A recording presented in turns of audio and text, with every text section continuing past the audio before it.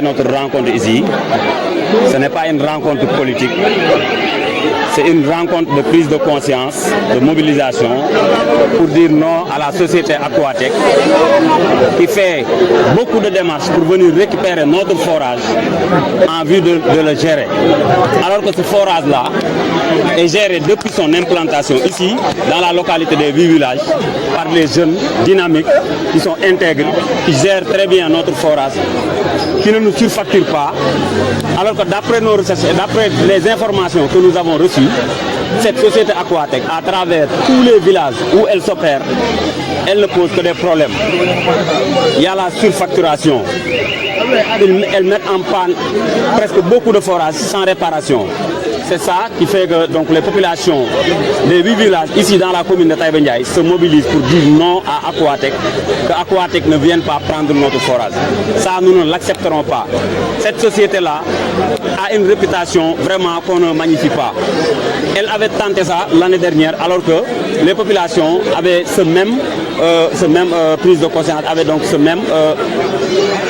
position. Alors, cette fois-ci également,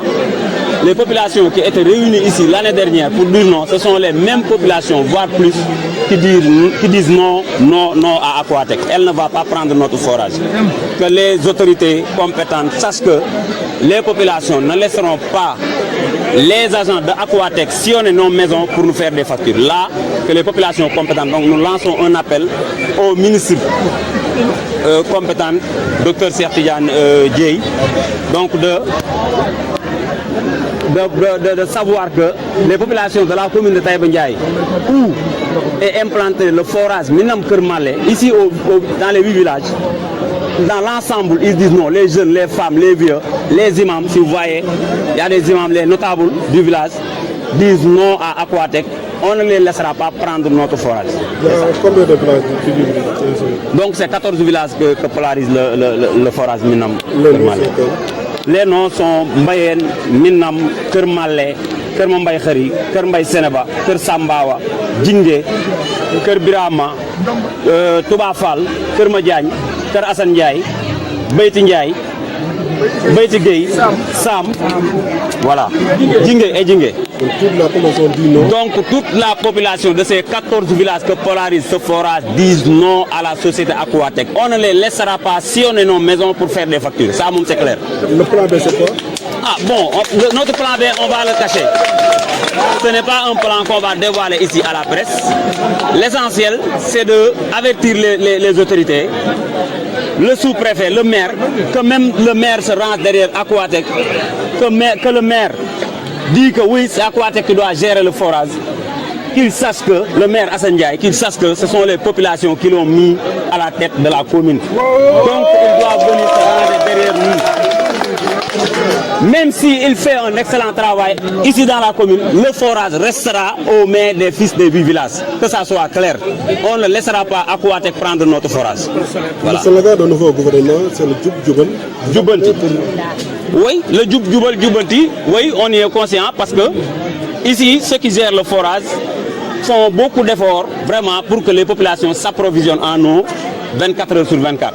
Donc s'il y a quelques problèmes, ce sont des problèmes internes qu'on peut nous-mêmes régler à l'interne. Mais ce n'est pas une question à Aquatech de venir prendre le forage comme ça par force. Parce que ce sont des agents qui n'habitent pas ici, qui habitent ailleurs. Donc s'ils mettent le forage en panne, ils ne viendront pas dépanner aussi vite que le font les gens qui habitent ici. Donc on ne va pas accepter. Voilà. Voilà. On ne va pas accepter.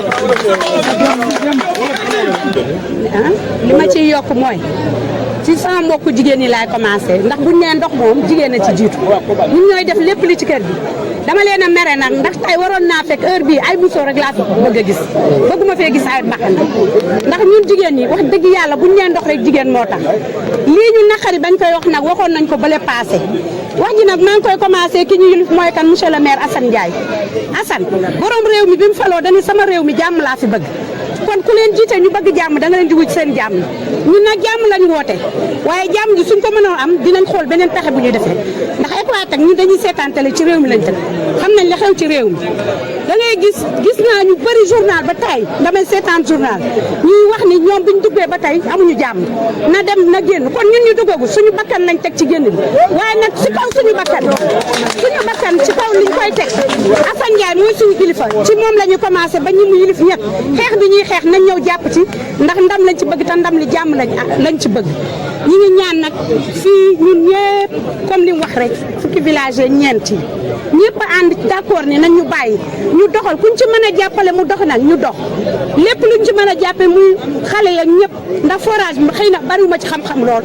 waaye nag doon naa gis sax ñu jàppale sax étudiants yi ñu xalaat ni étudiants yooyu boo légee dinañ doon ñoo xam ne dañuy taxaw askan wi te fii askan wi dëggu la ñu am fulla ñu àndandoo ñu bëgg ñu jàppante waat xëy na tey dañoo bett ndax tiis yi am bu melee ni fa ñu jóge ñu fa bàyyi dëj xëy na loolu sax moo tax mbooloo mi xaw a def nii waaye maa ngi ñaan sama mbokku jigéen ñi nañu gën a laxasuwaat gën a am fulla gën a am fayda xam ne li ñu bëgg moomal ko suñu bopp ñun ñoo ko mën a doxal li ñu bëgg mu dox nag dañuy ànd li olof naan yenn kati xëddeen ak a yëgoo ñu ngi sant ñëpp di gërëm ñëpp di jéglu bu baax ndax tey dañuy wax ni aljamaa rahma mbooloo mooy yërmande léegi nag tey dañoo ànd ak suñu askan ngir benn noonu boo xam ne dafa taxaw rek ngir ni nañ jël suñu ndox ci doole ak ci forcément te kenn ku ne xam na ni jullit bi munta am jaamu yàlla lu dul dafa am ndox kenn ku ne xam na ni daara yi xale yi mënuñoo jàng te amuñu ndox kenn ku ne xam na ni néew yi mënuñu leen sang te amuñu ndox kon ndox moom mooy li nga xam ne seen yonent bi sallallahu alayhi wa sallam dafa wax ni sax an nazaafatu min al iman set bokk na ci gëm yàlla wax ne yonent bi sallallahu alayhi wa sallam wax ne na ngeen set selu sax ndax àjjana dañ koo tabax ci set te kenn du fa dugg te lu dul ñuy set te mënuñoo set lu du am ci ñàkkum ndox moo tax ñun ñu ànd ak suñu askan ci turu imaam yi di leen wax ne daal ñun ànduñoo ak waa Tek pour ñu jël suñu ndox tey ànduñoo moom ëllëg li ñu bëgg daal moom ñu bàyyi ñu ak suñu ndox ñu mën a jaamu suñu yàlla xale yi mën a jàng jigéen ñi mën a noppalu su ko defee daal jàmm dana am loolu nag ñu ngi ciy woo monsieur le maire parce que monsieur le maire bi mu soxlaa dañoo woo ñun askan ñun ñëpp ñu jàppale ko rek te yàlla tax kon ñun bu na amee jafe-jafe war nañ ko gestu gis ko ñi ngi wax tamit Abdoulaye Diop tamit moom itam mu ànd ak ñun nga xam ne aw askanam ñoo taxaw kon daal loolu daal moo doon suñu kaddu ñu ñaan suñu borom subhanahu wa taala li nga xam ne moom lañ bëgg yàlla nañ ko yàlla defal li nga xam ne moom la ñu wax daal mooy Aquatech na dem asalaamaaleykum wa rahmatullah tax ñu jàpp ni Aquatech dafa war a dem yoonam loolu Sénégal gépp rek xam nañ ko ndax Aquatech mooy benn société boo xamante ni nii mboolem fi nga xam ne jaar na fa fépp rek gis nañ ni musiba moom la fa bàyyi waaw tàmbalee ci ñi nga xam ne ñoom ñoo ñu gën a jige muy commune bi di Taïba Ndiaye ak Mbora Ndiaye foofu fépp moom moo ko yàq ba nga xamante ni maanaam ñoom ñi ngi ci manqué ndox mu méttee métti nga xam ni waa Mbora nan def dañ leen a dàq ñu jóge fa ñu seereel seen bopp waa Taïba Ndiaye gi nga xamante ni ñoom itam instant yi ñoom ñoo fa nekk ñi ngi dund jafe-jafe yu méttee métti ak mboolem village yi nga xam ne moom moo leen wër ñun nag loolu moom lañ gis moo tax ñu ni Aquatech fa suñu yéene liggéey ak moom ndax mboolem fi nga xamante ni jaar na fa rek tër na leen ren ñun nag duñ xaar mu ni tër di ren dañ dul ko jox duñ ko jox suñu jëmm duñ ko jox paaka muy tër di ñu ren ndax loolu ak xaru la Aquatech dugg ci moom xaru la te ñun xalaatuñ dugg ci Aquatech kon ñi ngi ciy interpellé ñi nga xamante ni ñoom ñooy kilifay réew mi maanaam tàmbalee ko ci ministre bi Cheikh Tidiane ak ñi nga xam ne ñoom ñooy gouvernement bi ñëpp ñu xam ne Aquatech jaay doole gi nga xam ne moom la fi nekkee woon ci gouvernement bii weesu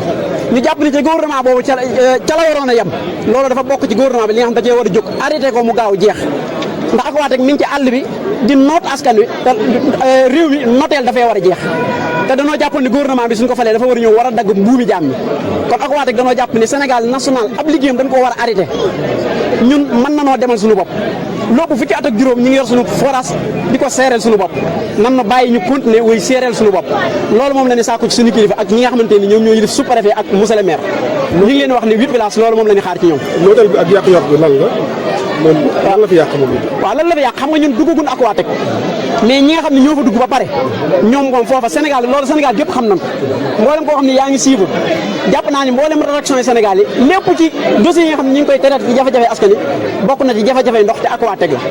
kon loolu moom loo xamante ni ñëpp xam nañ ko la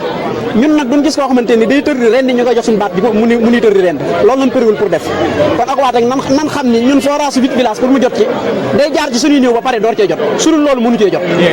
moom dafa mel ni yeneen dëkk yi day yokk facture yi waaw ay jafe-jafe bari na day yokk facture yi en même temps soo bëggee ndox yow xoolal koo xamante ni moins de 50 000 su bëggee robinet day xëcc robinet ñoom ñoo dalal ñu waxtaan ak ñoom 110 000 moom la ñuy xëcc robinet te seen i facture dañ koy augmenter nu mu leen neexee waaw ndax ñun ba léegi bokk na jafe-jafe ni dund waaw doo am ndox à temps fi nga xam ne Sénégal fi mu jaar fépp barki dem ñi ngi dégg waa Gandigal dégg nañ Sénégal partout léegi nag Mboro mi ngi ni ñoom dañ leen a dàq ñu jógee fa ñu yoral seen bopp